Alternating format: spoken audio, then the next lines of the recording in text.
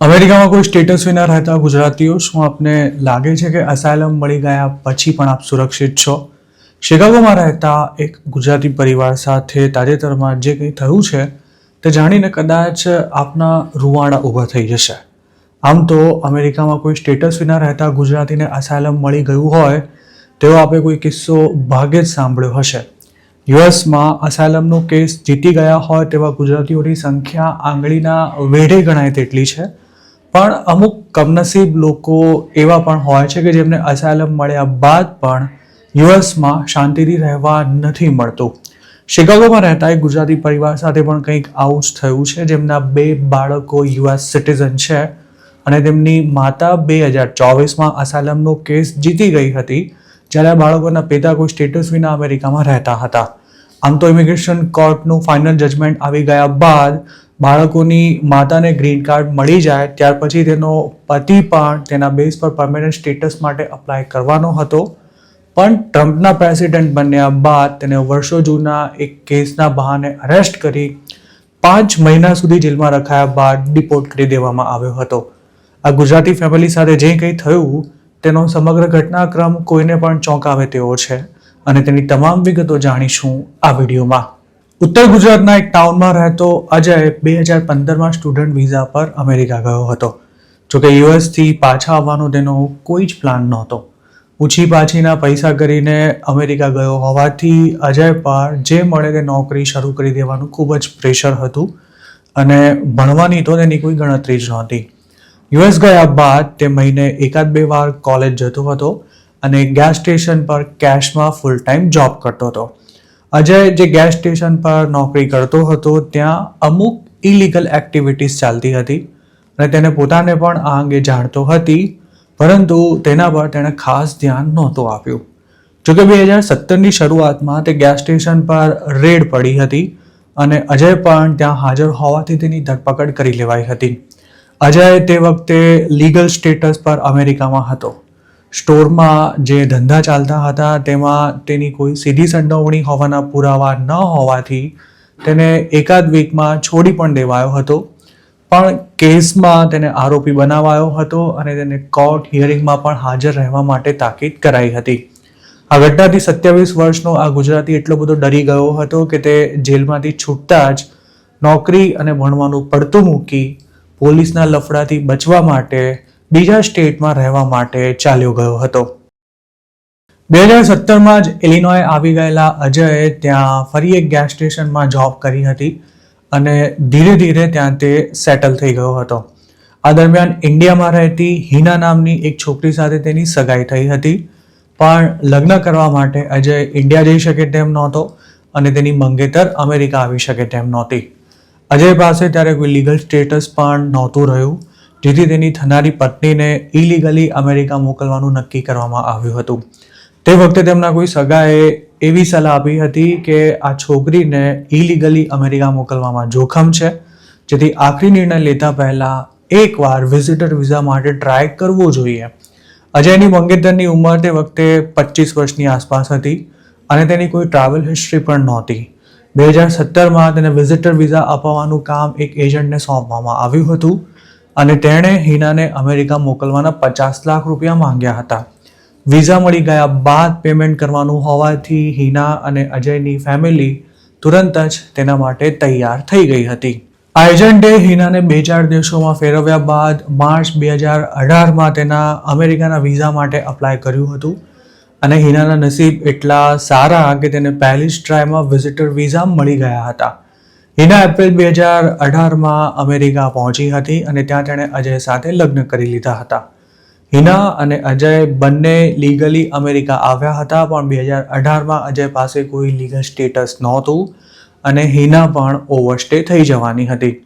બંનેને એમ હતું કે યુએસમાં બાળકો થઈ જશે ત્યારબાદ ઇલીગલી રહેવામાં પણ કોઈ પ્રોબ્લેમ નહીં થાય.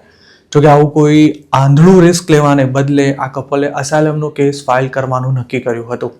જાન્યુઆરી 2019માં હિનાએ આ કેસ ફાઇલ કર્યો હતો અને વકીલના સમજાવ્યા અનુસાર તેના માટે એવી સ્ટોરી આપવામાં આવી હતી કે ઇન્ડિયામાં તેનું કોઈ મુસ્લિમ છોકરા સાથે અફેર હતું, જેની સામે તેના પરિવારજનોને સખ્ત વાંધો હતો અને આ જ કારણસર તેનું ઓનર કિલિંગ કરવા માટે પણ પ્રયાસ થયો હતો.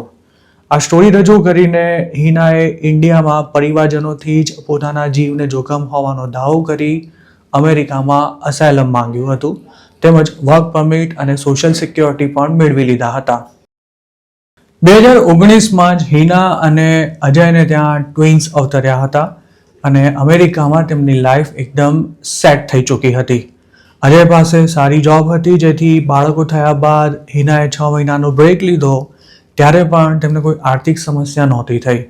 હિનાનો અસાયલમનો કેસ પણ ચાલુ જ હતો, જેની હિયરિંગ શરૂ થવાને ઘણી વાર હતી અને 2021માં અમેરિકામાં સરકાર બદલાઈ જતા આ કપલના મનમાંથી ડિપોર્ટેશનનો રહ્યો સહેલો ડર પણ નીકળી ગયો હતો.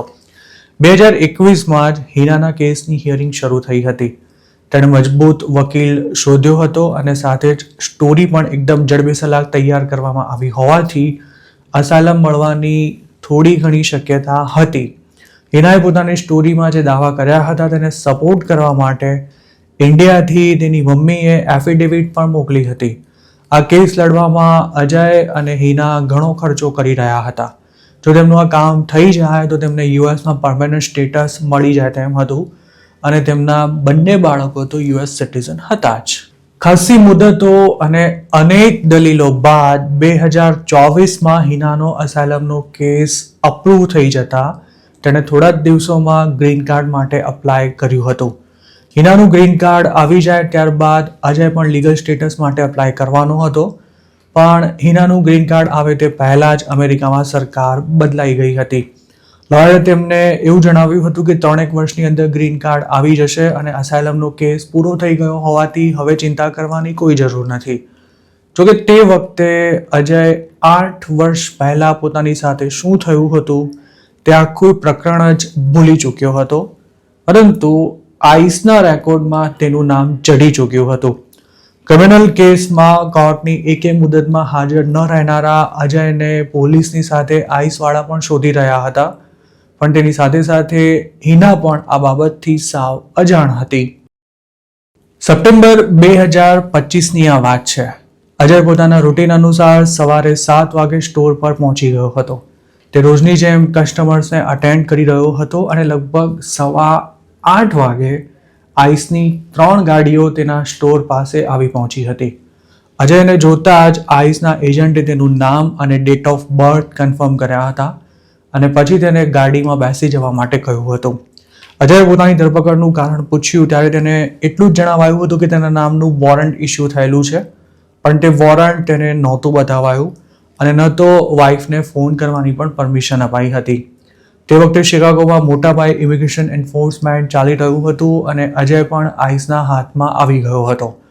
ધરપકડ બાદ તેને થોડા દિવસોમાં લ્યુઝિયાના મોકલી દેવાયો હતો અને હિનાએ પતિને ડિપોર્ટ થતો બચાવવા માટે તે વખતે ઘણી દોડધામ કરી હતી, પણ જૂનો ક્રિમિનલ રેકોર્ડ હોવાથી ઇમિગ્રેશન કોર્ટે તેને બોન્ડ પર છોડવાનો ઇનકાર કરી દીધો હતો અને કેસ લાંબો ખેંચવાને બદલે જેલમાં રહીને ત્રાસી ગયેલા અજયે ડિસેમ્બર 2025માં જ સેલ્ફ રિમૂવલના પેપર્સ પર સાઇન કરી નાખી હતી. અજયને ફેબ્રુઆરી 2026માં ઇન્ડિયા મોકલી દેવાયો હતો. હાલ તે પોતાના પેરેન્ટ્સ સાથે ઉત્તર ગુજરાતમાં રહે છે, જ્યારે હિના એકલા હાથે પોતાના બંને બાળકોને મોટા કરવાની સાથે જોબ પણ કરી રહી છે. 2024માં અસાયલમનો કેસ જીતી ગયેલી હિનાને હજુ પણ ગ્રીન કાર્ડ નથી મળ્યું. હાલ યુએસમાં જે માહોલ છે તેને જોતા તેના માટે ગ્રીન કાર્ડ મળ્યા બાદ પણ ઇન્ડિયા આવવામાં પૂરેપૂરું જોખમ છે. અજયને એવી આશા હતી કે પત્નીનું ગ્રીન કાર્ડ આવી જાય ત્યારબાદ તે પોતે પણ અમેરિકામાં કોઈ ચિંતા કર્યા વિના રહી શકશે, પણ ક્રિમિનલ હિસ્ટ્રી હોવાને કારણે ડિપોર્ટ કરી દેવાયેલા અજય માટે અમેરિકાના દરવાજા હવે કદાચ કાયમ માટે બંધ થઈ ચૂક્યા છે. આ સ્થિતિમાં હવે શું કરવું તે અંગે હિના અને અજયને કંઈ જ નથી સૂઝી રહ્યું. હાલ પત્ની અને બાળકોથી અલગ ઇન્ડિયામાં રહેતા અજયની અમેરિકામાં ઇલીગલી રહેતા ગુજરાતીઓને એવી સલાહ છે કે જો પોલીસે કોઈ પણ કેસમાં તમારી ધરપકડ કરી હોય અને ત્યારબાદ તમે સ્ટેટ ચેન્જ કરી દીધું હોય તો તેનો અર્થ એવો નથી થતો કે અમેરિકાની સરકાર તમારી સામે શરૂ થયેલી કાયદાકીય કાર્યવાહીને ભૂલી જશે. કોર્ટની કાર્યવાહી પેન્ડિંગ હશે અને તમે જો અસાયલમ લેવા જશો તો ચોક્કસ પકડાઈ જશો.